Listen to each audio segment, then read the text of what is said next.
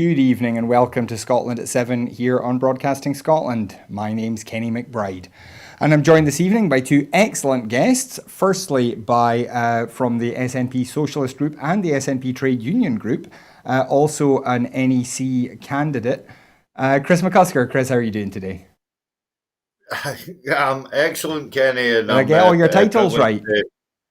You forgot the treasurer of the Friends of Palestine and the humanitarian work that I do for. See, you're just too busy for me, Chris. That's the problem. But I'm actually really, really privileged to be on with Sandra. It's an absolute joy.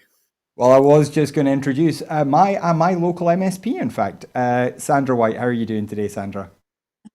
I'm fine. Busy day. I think everyone had a busy day, and privileged to be on with Chris, who I know very well and have known for a number of years. Excellent.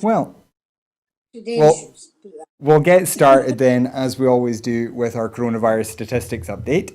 And as of 2 p.m. today, a total of 1,057,929 people in Scotland have been tested through NHS Scotland labs and UK Government regional testing centres. Of these, 981,481 were confirmed negative, 76,448 were positive. There were 1,265 new confirmed cases of COVID-19 in Scotland today, and sadly, there were 64 new reported deaths.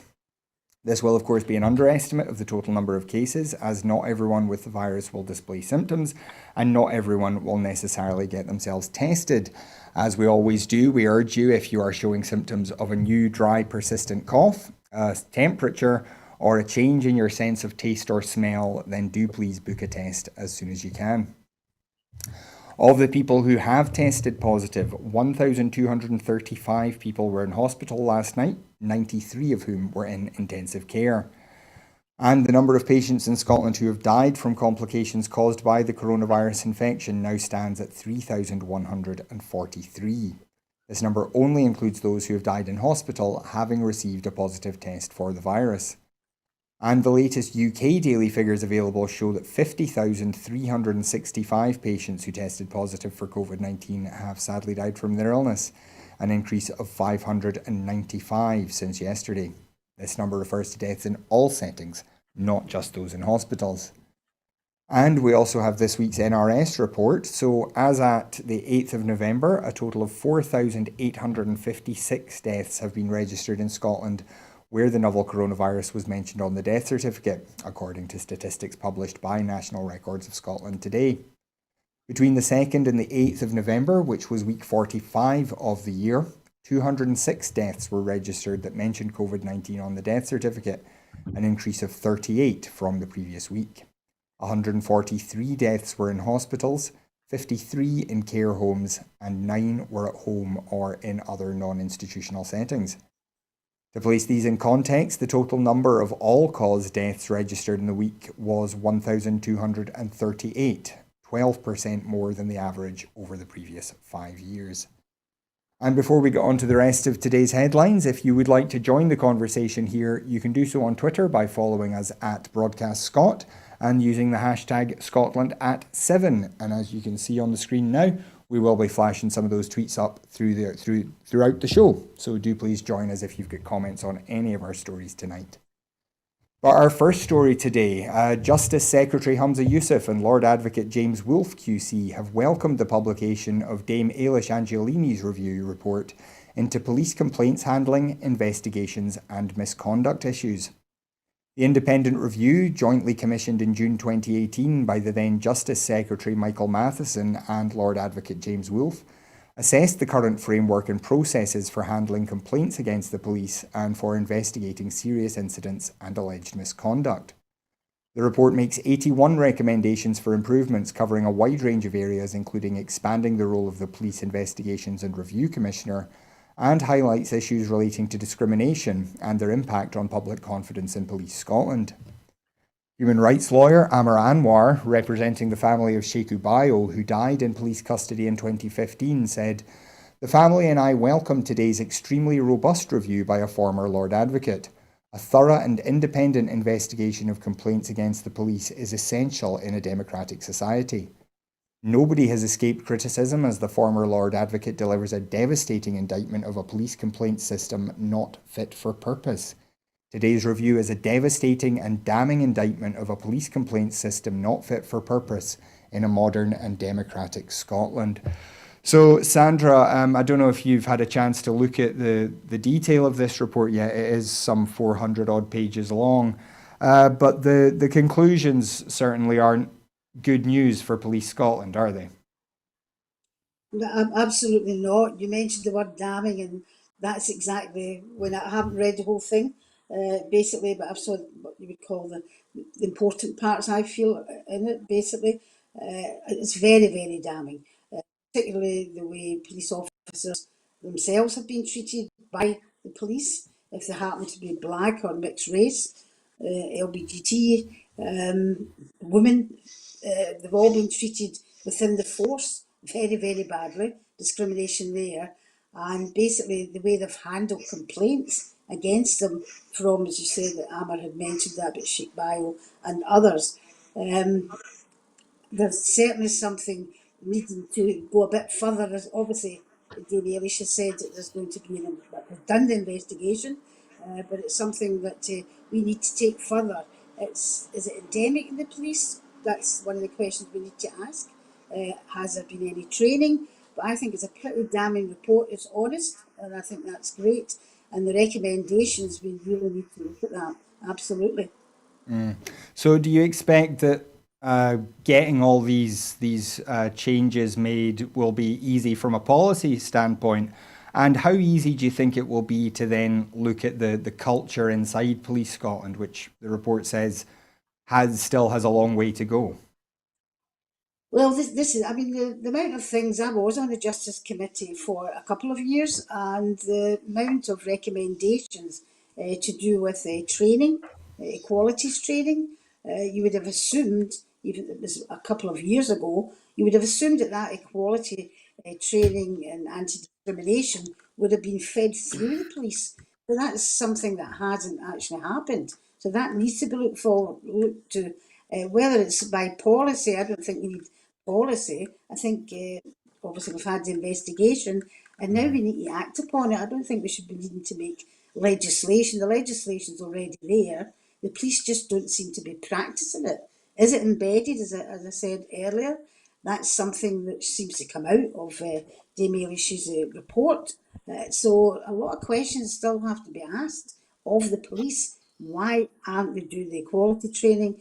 What has happened? Is it embedded in the police? Is the culture not changed at all?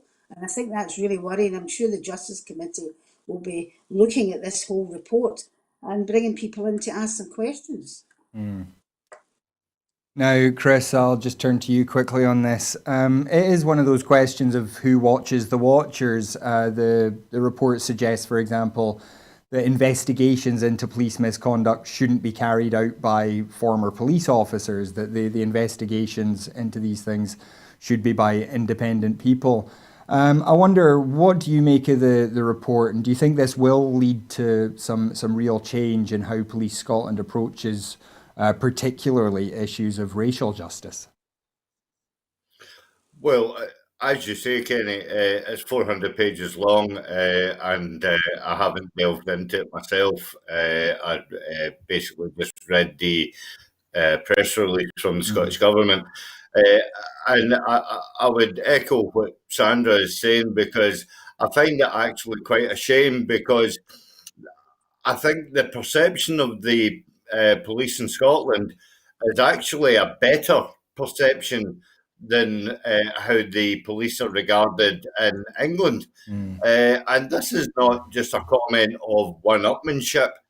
I think it's a general comment on the public's perception of the police to be more approachable and more friendly in Scotland, more congenial. And I think an awful lot of people would, if they were to, read the bullet points of this, I think they would be quite dismayed at the report's findings. And as you say, should the police actually engage ex-police to, police the police, if you want to put it that way. I know from a personal point of view, my uncle was the chief super of CID at one point in time, and he actually he left the police, chose not to go on any of its boards, and decided to do 2 or 3 tours with the UN, and he then is currently now. He's actually investigating murders in Ireland, dating back to the Troubles of 1920. So, the ex-police are obviously the best people to investigate the police. They know they have the skills. They know what to do. But serving police, checking up on serving police, I don't know if that's the way to go. Well, we will obviously keep an eye on that story as it develops and those recommendations are implemented. Well, we move on now, and more than 1,250 new teachers and support staff have been recruited as a result of £80 million of support announced in the summer. Education Secretary John Swinney pledged the ring-fenced package of funding to help local authorities' recruitment for the reopening of schools. Councils indicate that they have already recruited 1,250 teachers with an estimated further 200 in the pipeline. An additional 155 support staff have also been hired, with a further 100 expected to follow. So Sandra, obviously boosting teacher numbers has been something that the Scottish Government has been trying to do for a long time. Is this part of a longer term trend, do you think, in increasing recruitment into the profession? It's good news, very, very good news. I raised this maybe last year, or perhaps a year and a half ago. We had a number of young people going through teacher training, and then when obviously the COVID-19 happened, they still continued their training, but they weren't sure whether they would be getting a job. And one of the issues I raised was the fact of student teachers, that they should be used, they could be used. And I'm pleased that they've listened to some of us. The government has listened to the people and the students and the teachers now. It is part of a long-term issue to obviously get more teachers in schools, but we do have a number of teachers now because they did go through, and we're bringing them in to teach in the schools. So it is a long-term trend, obviously smaller class sizes, but it's good news for the kids. I'm glad that COSLA was involved in this as well. They worked together with the Scottish Government, but it's also very good news for the number of constituents and others who are student teachers who have now got a job. And I think it's something that we should be very proud of and be talking about in this doom and gloom that we've got with COVID and not being able to get out, etc. It's a good news story, and it's given these teachers the opportunity to do what they've been training for, and I'm really pleased for them, and obviously also for the kids as well, whereas hopefully it should lead to smaller class sizes, which is what everyone wants. And we know that there are some subjects, especially where there's a real difficulty in recruiting teachers. Is that something that you think the Scottish Government can turn round? And if so, how do you think that could be done? I think you've just got to get, there's a number of, particularly women, girls, who don't tend to do STEM subjects, which obviously we're not terribly low on them, but we'd like to recruit more. And I think what it is we need to talk up these subjects that we feel that people aren't putting themselves forward for, and show that it is a very interesting subject. And the best way to do that is to get teachers who are already teaching in that subject to talk to the school kids, talk to student teachers. We need to push people along that line, basically, to take over these subjects, that these careers really, that seem to be, I hate to use the word sexy because I just don't like using that word, but they'll say it's a sexy subject, as you know, and some people tend to go more for that because it's the language itself. But we need to ensure that we do get these teachers in these positions, because obviously we're teaching the future for Scotland, and particularly in independent Scotland. We need everyone to have these skills. So that's the way we will do it. We'll publicise it. We'll through careers. It's an excellent choice. You want to get into physics, sciences, that type of thing, and encourage more girls to go through that process, and particularly the STEM subjects as well. Sure.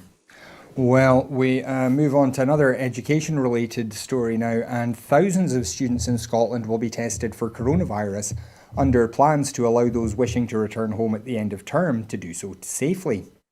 In a statement to Parliament, Further and Higher Education Minister Richard Lochhead outlined the measures being taken by colleges and universities to support the safe return of up to 80,000 students ahead of the winter break. The plans include a widespread COVID-19 testing scheme, which is expected to be rolled out by the start of December. Enabling easy access to testing for students with COVID-19 symptoms has already proved to be effective in controlling outbreaks. Now Scottish students will be included in a UK-wide initiative to test some asymptomatic students prior to the end of term. The government is working in partnership with institutions and the UK government's testing programme on the logistics of offering both lateral flow testing, a new rapid test currently being used in Liverpool which can deliver a result in about 15 or 20 minutes, and if needed, a more sensitive PCR test, which may take up to a day or longer to produce a result. So Chris, now I can't remember off the top of my head if your kids are still in university or not, but this story, I mean, if it's going to help kids get home for a normal Christmas, that's got to be good news, hasn't it? Well, yeah, it has to be welcomed. And just for clarity, my youngest boy, Scott, as he's at Glasgow Uni now, having been at Aberdeen for 4 years. He's doing a postgrad, and so if there's any chance that he can come here for his Christmas dinner, then you know, obviously I would welcome that. But you know, on this subject and on the last subject as well, I would like to hope that people from the Labour Party, and especially the leader of the EIS, Larry Flanagan, I would hope that he would welcome these measures that are being put in place, because too often or not, that they actually constantly ask the Scottish Government, you know, to spring into action to do something for students. And then when the Scottish Government actually do it, we don't seem to sort of like get any sort of like recognition and thanks from the certainly we don't get it from the Tory benches, you know, but we very rarely get it from the Labour benches as well. So I would like to ask Larry in a camaraderie fashion if he would, you know, welcome these moves that the Scottish Government are actually able to get on with the day job. And Chris, as well, we've heard a lot of talk about this idea of some sort of break in restrictions for Christmas. Now, even if, you know, we are still in the situation that we're in now, how do you feel about that? And how do you feel about the way that discussion has come out in the media of somehow that the government can decide to give people a break from COVID for Christmas? Well, you're leading me on to a socialist rant that I don't think that lends itself to tonight's other guest. But you know, I mean, although I'm sure Sandra would share the views, but I mean, basically, it's the right wing media that are pandering to the corporate agenda of Christmas.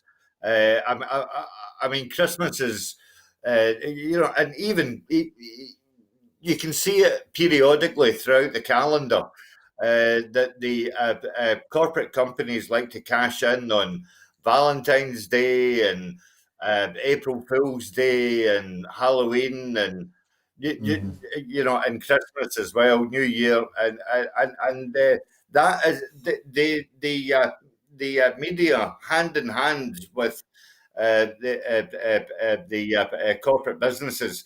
They promote and they entice people to buy, and at a time when people have lost their jobs, people are on furlough if they're even lucky enough to be on furlough because it came too bloody late. They are tempted, and then it will thus tempt them into taking payday loans in order to fund Christmas to try and make it as near as like business as usual. And I think that what anybody, any level-headed person would probably take the advice, to do what is necessary. And if it means a sacrifice over on Christmas, I mean, I've got an elder son in Dundee. He works at the DCA, and he can't come through for Christmas. And my cousin down in Shortlands, I won't be able to see my cousin either. And normally as a chef, they would all come to my house for the Christmas dinner. So it's a bigger problem. COVID is a bigger problem than are those sprouts overcooked again.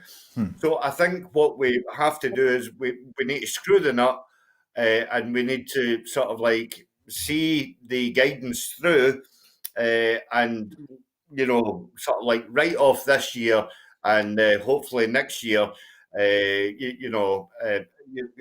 we say that we get a vaccine. Hopefully that will bring us back to somewhere near normal. Yeah, fingers crossed. Well, we move on now to Brexit, and a summit of EU leaders on the 19th of November is now viewed in Brussels as the final deadline for a draft Brexit deal, with negotiations on the UK's future trade and security relationship with the bloc set to go to the wire. Negotiators working in London had hoped to be able to pass on a deal to MEPs for scrutiny by the 18th of November to allow time for parliamentary ratification, but the talks remain difficult, according to sources on both sides. Next Thursday's video conference summit of the 27 heads of state and government arranged to discuss the latest developments in the coronavirus pandemic is being seen as a key moment in the Brexit saga. If there isn't good news by then you really have to say that time is up. It just isn't possible, said one senior EU diplomat. The leaders will need to see that it is there. So Sandra, I mean, this year, I think, has flown by for a lot of us, but for the Brexit negotiators, it seems that they have left a lot of things really to the last minute, doesn't it? It certainly does, and I don't think there's necessarily left things to the last minute. I think it's more of a case that they just haven't had Scooby, you might say, of what they're doing. It's just been one mistake after another. I'm desperately worried for the future. Obviously, we in Scotland, particularly in certain areas, or most of Scotland anyway, majority, voted to remain and not to be dragged out. And now you've got this ridiculous case where folk are coming from, like, so they're delivering stuff, they've got to go to a certain depot, there could be taxes on it, everything that you're exporting or stuff you're importing in. It's an absolute mess, and they really don't have a clue what they're doing. And whilst it might make good headlines for some of the papers, and I won't name any of the media that make the good headlines out of, but it's a real disaster. I mean, what John Major says basically was that, in the world there's only 1% people who are British, and hopefully they didn't count us in that either. But they're no longer an empire, and that's the reason why they went for Brexit. It was this old British Empire idea, and some of the stuff that's came out of that Westminster government, the racism, the way they even speak about other European countries, I'd be ashamed. I'm not British, never will be, never had said I am anyway. But I'd be ashamed to call myself British for what's coming out of Westminster. And I don't even see, in fact, I've heard Macron and others, Europe just doesn't trust them. They don't trust them. And they don't seem to care because it's all these millionaires, Eton educated, who really could not give a toss for the rest of the people of Britain, really. Not certainly not us, they never have, but for the rest of Britain, they're not interested because the reason they came out was this British Empire, but it was also because Europe was insisting that they were to declare where their taxes went. And we all know where it goes. And to think you've got somebody like Rees-Mogg and others who are millionaires telling us what to do, passing laws and pays no taxes whatsoever in this country for the health service or anything else. It's a disgrace. Something's got to happen. And we see now the way they're giving contracts to people, associates I'll call them, giving contracts to associates with millions of pounds who have never even did the type of job, they've no experience, it doesn't get advertised. If that was any other country, we'd be calling it a dictatorship. They would be saying they need a regime change. And yet, in this country, we've got a media who props them up. And I think Europe has got the measure of them, and they will not bow down to anything that Westminster brings forward. But the fact of the matter is, with Boris Johnson, they don't have anything to bring forward. They haven't a clue what they're doing. And the people in this country, particularly the working class people, the poor people, and the ones in the middle, we're the ones that are going to suffer for it. I'm sorry Well, about the rant. No, that's what you're here for. We will, of course, no doubt hear more about that over the next week or so. But we move on now to another Brexit-related stories. One of Boris Johnson's most loyal allies, Lee Kane, is in contention to become Downing Street Chief of Staff, in a move that would consolidate the power of the former Vote Leave officials around the Prime Minister. Kane's appointment, which has not been confirmed, would be likely to cause ructions in Westminster, especially among special advisers and ministers who had been hoping for an outsider to be appointed to the key role. Whitehall sources say Kane's appointment as Chief of Staff, first reported by The Times, was a long way from being certain. A number of government sources expressed surprise at the idea that Kane would even be considered. Kane, who currently serves as Number 10's Director of Communications, is a long-time advisor to Johnson, including during his time as Foreign Secretary and while on the backbenches after his resignation. Kane is close to the Prime Minister's advisor Dominic Cummings from their time working on Vote Leave, and partly credited with bringing him into Downing Street. A new Chief of Staff is set to take over the day-to-day running of the Downing Street operation, currently overseen by Cummings, to allow him to step back and focus on key policy objectives, such as Whitehall reform. So, Chris, I imagine you have some thoughts on the people that ran Vote Leave getting into key positions of power inside Whitehall. What do you make of this story? Well, I mean, it just smacks of cronyism. It really does, and that is endemic within the Tory party. And what actually surprises me is the fact that the people who were approached for it still haven't taken the post up. And I'm talking about people like Laura Kuenssberg of the BBC and Robert Peston of ITV. So, why they've not taken the post up should really alert other people, as in, wait a minute, these people are not taking the post, why the hell should I take it? It could be viewed as a poison chalice, but it could be viewed also as a golden chalice, because it would allow Dominic Cummings, as you say, to hone his narcissistic charms on, actual government policy, where, he's not been able to do beforehand. And the last thing that you want is people, who have basically sold the country a pup, will now be in charge of selling many more pups. And because they have, again, the right-wing media in their pocket, the propaganda tabloids and the propaganda news channels, in order to push the narrative.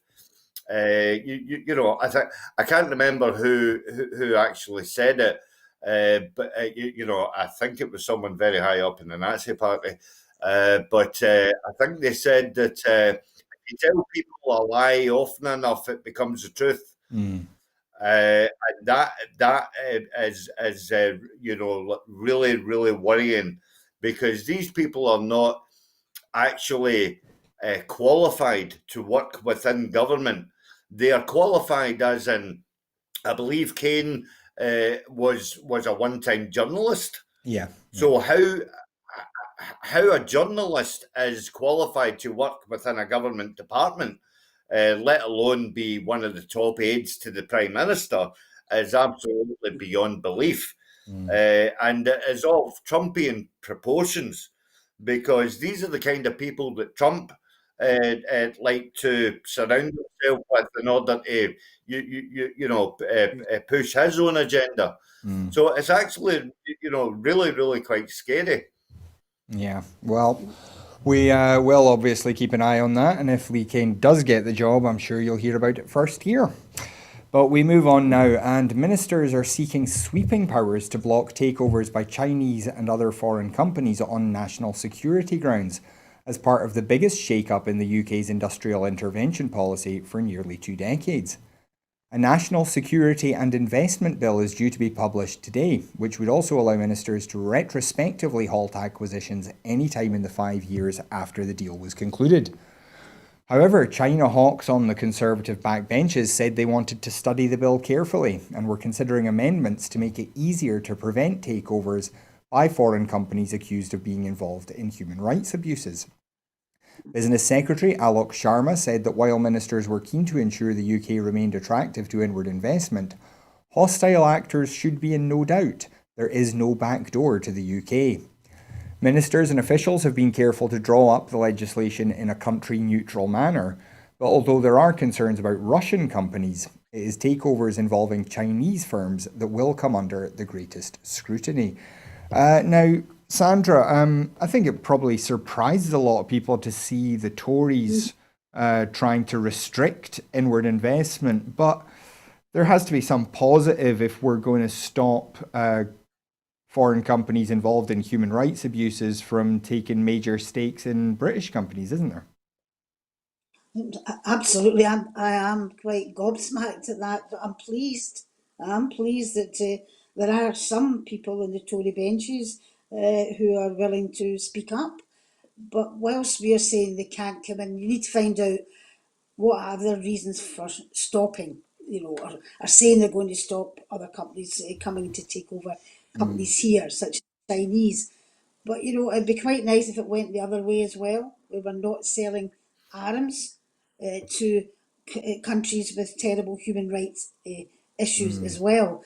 So that'd be a question I would be asked if you've got the scruples to say, no, we will not let any country who has terrible human rights issues into this country to buy over companies, then surely it must work the other way as well. So I'm pleased that they're saying that, but I would like to find out a wee bit more why they're saying that. Have they got other ideas, for other countries to come in and take over? Is it opening the ground for other areas and not just the particular ones that they're naming?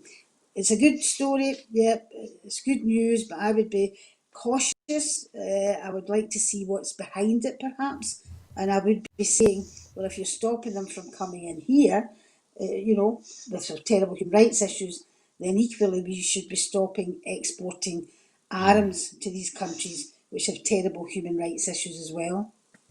Absolutely. Well, we move to the US now, and a postal worker whose allegations of ballot tampering are the basis of Republican calls for investigations has reportedly recanted his story. Democrats on the House Oversight Committee said that Richard Hopkins, the worker who claimed in a signed affidavit that a supervisor at the US Postal Service in Erie, Pennsylvania, instructed staff to tamper with ballots by backdating ones that arrived late, had recanted the allegations in an interview with investigators for the USPS Inspector General. The news comes as President Trump continues to pour scorn on the election results, which, according to every reliable observer, were conducted without any serious fraud. He's launched a flurry of lawsuits aimed at challenging the results in several key states, but several have already been thrown out as without merit. The rest are expected to also be dismissed quickly. President-elect Joe Biden said yesterday that he did not envision major difficulties in assuming power as normal in January and was already working with his transition team. Asked about the behaviour of his defeated opponent, Biden said, "It's an embarrassment, quite frankly. How can I say this tactfully? I think it will not help the president's legacy." So, Chris, this Trump just seems to not be able to let go. He's still fighting, even though pretty much everybody, even a number of people on his own side, are now saying, "It's over, mate." Yeah. And unfortunately, I think Trump will hold on to that old adage of "it's not over until the fat lady sings." I said as much on Monday night with Gordon in reply to one of Sam Payton's comments, is the fact that Trump will do whatever he deems fit in order to keep himself relevant, to keep himself in the news, to I can't say this word, obfuscate any kind of scrutiny. He will. He is a proven liar. He loves to shroud real truth with half truth, so that you don't know what is the truth and what is a blatant lie. He is a sore loser. He is a very, very sore loser. It just adds to the whole sideshow that goes along with Trump. Because first and foremost, I have said throughout the last 4 years of his tenure, is the fact that Trump, first of all, is a businessman. Secondly, he's a showman, and he will do everything and anything in order to feather his cap for after he leaves the White House. This will just add to the whole Trump effect, and he'll be able to cash in on it, whilst President-elect Biden actually brings the country back into some sort of semblance of order,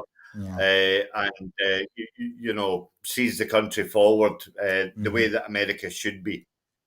Well, Sandra, this obviously, it doesn't appear that Trump is going to have any legal means of overturning the election, but we have seen him in recent days sacking a number of senior staff at the Pentagon and replacing them with people that he considers perhaps more loyal.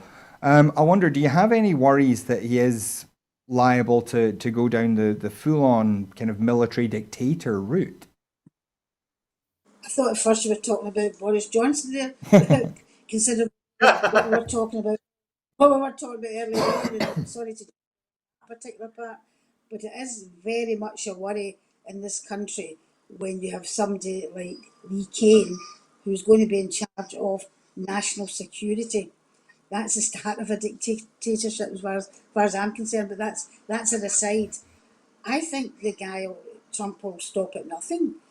You've seen reports, you've heard reports that basically he's sort of clearing the White House, clearing it of everything, whether he's going to auction it off or whatever he's going to do with it. Apparently that's what he's doing at the moment anyway. He's in a corner. And if people like Trump, if you back them up into a corner, they're not going to go easily. They'll just attack, and that's normally what they would do.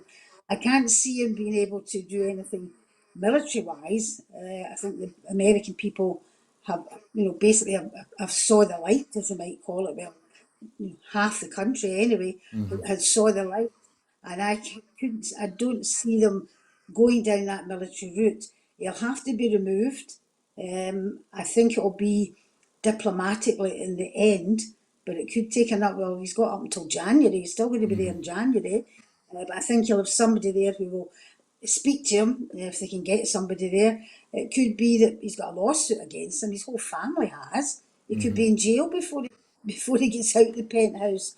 So I think somebody will speak to either him, if they can speak to him, or somebody that's involved with him, to tell him, look, this is the only way you can go. You can't stay in the White House, and he's put a steel wall practically, hasn't he, round the White House. They had a different type of fence. He started to put a steel fence round it. It just can't do that. Somebody will go in there and basically speak to him and get him out. I think it'll be done diplomatically. I can't see it being done through an army or violence of that. Well, we certainly hope so, and we'll obviously keep watching as Donald Trump's tantrum continues. We move to the other side of the world now, and members of Hong Kong's pro-democracy opposition said today that they will resign in protest against the dismissal of 4 of their colleagues from the City Assembly after Beijing gave local authorities new powers to further curb dissent. The Chinese Parliament adopted a resolution earlier in the day allowing the city's executive to expel legislators deemed to be advocating for Hong Kong's independence, colluding with foreign forces or threatening national security, without having to go through the courts. Shortly afterwards, the local government announced the disqualification of 4 assembly members who had previously been barred from running for re-election, as authorities deemed their pledge of allegiance to Hong Kong was not sincere. The moves will raise further concern in the West about the level of Hong Kong's autonomy promised under a one country, two systems formula when the UK ended colonial rule and handed Hong Kong back to China in 1997. We can no longer tell the world that we still have one country, two systems. This declares its official death, Democratic Party Chairman Wu Chi-wai told a news conference, which started with all opposition politicians holding hands. And Chris, we've talked about the situation in Hong Kong on and off for years now. It does seem that Beijing is just going to be unrelenting in cracking down on these kinds of protests, aren't they? Well, again, I think the last time that we discussed it, Kenny, I made the point that I think it was when Britain actually handed Hong Kong over to Beijing, there was supposed to be a transition period of at least 35 years. And we have seen in the last 6 months, Beijing just wanting to rev that right up and make it as quick as possible. And alongside the 4 that that were sort of like expunged, shall we say, that there was also 15 opposition lawmakers stepped down in solidarity with their ousted comrades as well. So that actually shows that the breadth of feeling, within the Hong Kong law system, is that everything is going too far, too fast, too soon. And when you start sort of like, I don't really know how to say it pleasantly, but if you start dicking about with the due process, and the systems that are already in for, protecting functions, and alongside human rights as well, consequences are insurmountable because when you have these established systems in place, the last thing that you want to do is to, like take a scythe to the whole lot and sort of like start again. You want to sort of like, maybe roll back on a few things and sort of ease people into it. And if you're just going to, basically run a tank, or throughout something that has been established for a certain amount of years, then it's obviously people are going to get upset and people are going to actually stand up for what they believe. So, they can hardly be surprised that they're actually feeling a bit of resistance, because I believe that there is a fair majority of Hong Kong citizens that actually would much rather, and I don't know why, but they would much rather stay with the status quo of being under the governance of Britain, rather than being under the governance of Beijing, for obvious reasons. But it's definitely an ever-changing story, Kenny. That's for sure. Yeah. It is a story that we will keep you updated on as it develops. But we move back to Europe now.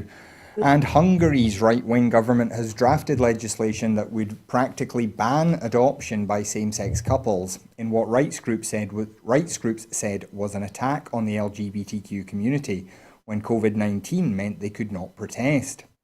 Prime Minister Viktor Orban's government also proposed a constitutional amendment requiring children to be raised with a Christian interpretation of gender roles. Orban, whose nationalist Fidesz party faces elections in early 2022, faces the biggest challenge to his decade in power from the COVID-19 pandemic and its economic impact on Hungary. The bills were submitted to Hungary's parliament late yesterday to shore up support for the government, just before tough coronavirus restrictions took effect today in an effort to curb a rise in infections. The government said the bill would increase emphasis on children's rights during adoption.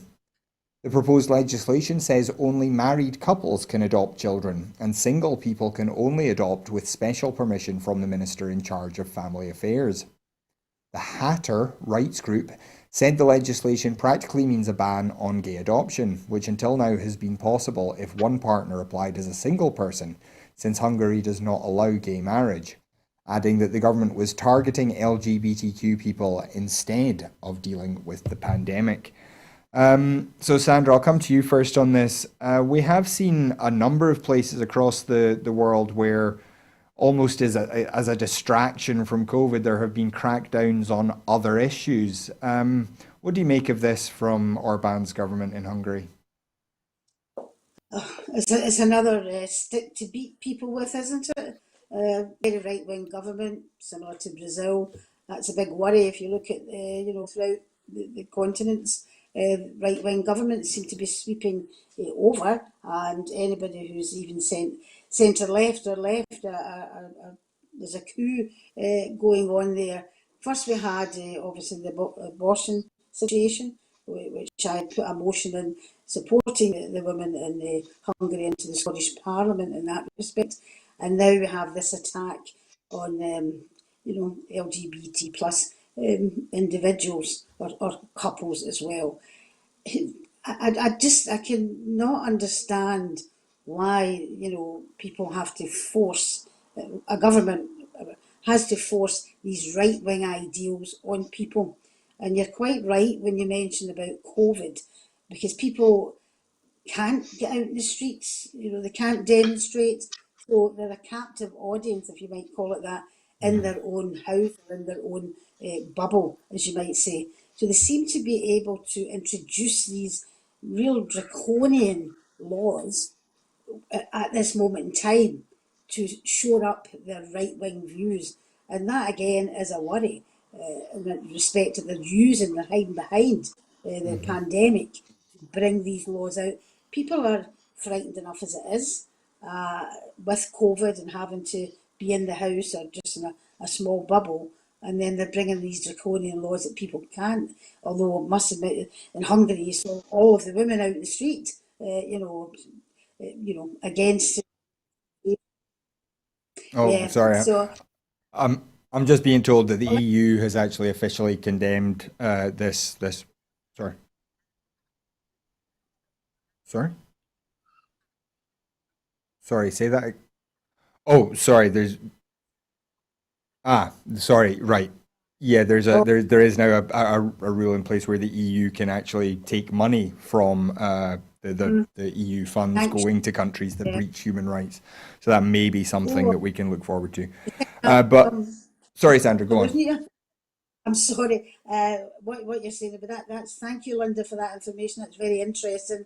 The EU are actually showing some kind of movement against countries with draconian measures who are members of the EU. I'm just wondering if Spain may be one of those countries because of the way they handled Catalonia and the referendum there. Yeah, well, that's a whole other story that we don't have time for today. We do have one more story for you this evening, though, back in Scotland. And the majority of eligible children are now receiving the full 1,140 hours of funded early learning and childcare, and more than 80% are receiving more than 600 hours. Latest data from the Improvement Service, compiled in August, shows that more than 56,000 children, which is 61% of those eligible, are already receiving 1,140 hours of funded ELC, despite the statutory expansion being paused in April to give local authorities the flexibility to focus on responding to the COVID-19 pandemic. In addition, 87% of the additional staff forecast to be required for the expansion are now in place. So, Chris, good news. Well, again, it leads into what I said earlier on. It just shows that the Scottish Government are capable and able and can be trusted to deliver on the promises that were made. And this, it'll benefit a number of families with small children. It's yet again, you take us down a path of proving that the Scottish Government are able to show clarity and leadership, where the UK government are completely bereft of doing so. So what's not to like? It's fantastic, and as Sandra will attest, Marie Todd is a fantastic minister. I can't imagine anyone else doing the job that she does, because she does it so diligently. Well, let me just put that to Sandra then, Chris. Sandra, this is obviously a wee feather in Marie Todd's cap. Is this where the Scottish Government hope to be by this point? Yeah, Marie herself is. She's very committed to children, put it that way. Kids there, children in care, she's doing a fantastic job there as well. And I do admire her a lot for that. I think what it shows is, we were talking about COVID and how you're pushing stuff through that's maybe bad news, for the people it's affecting, whereas we're carrying on as best we can with promises and pledges and legislation that we have put through Parliament. And even though COVID is still going on, we're delivering.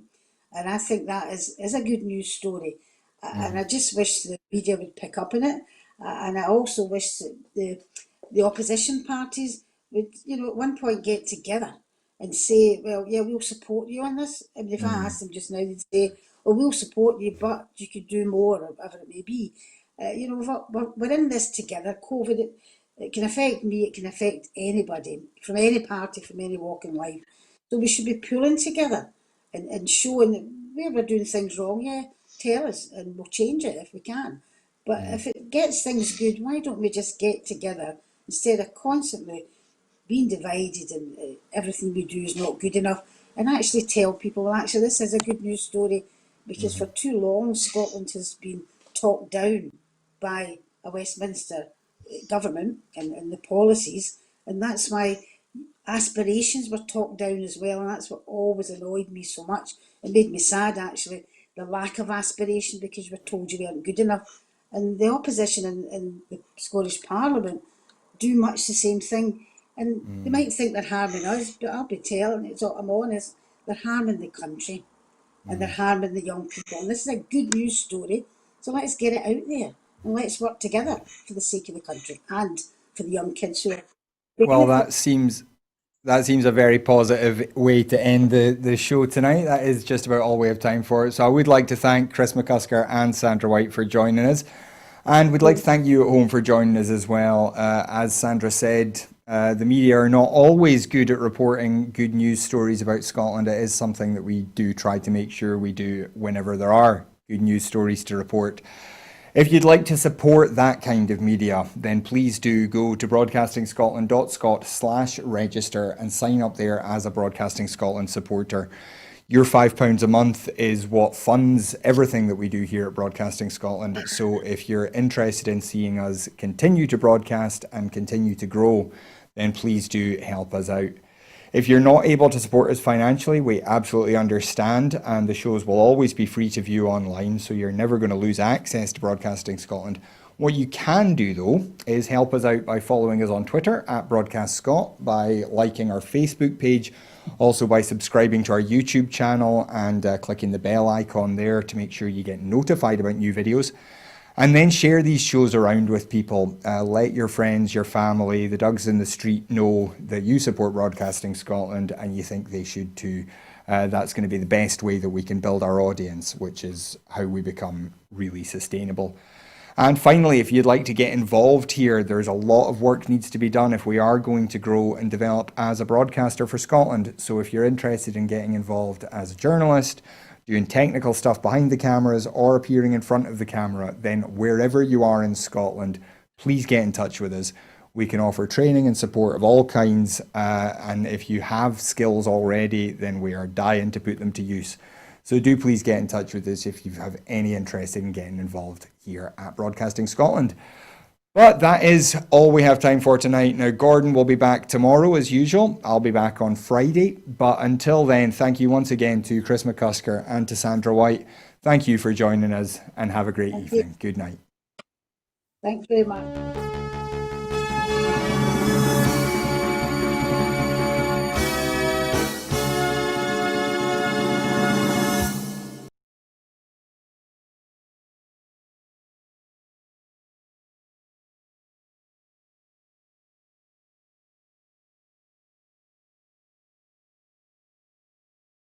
Hurry.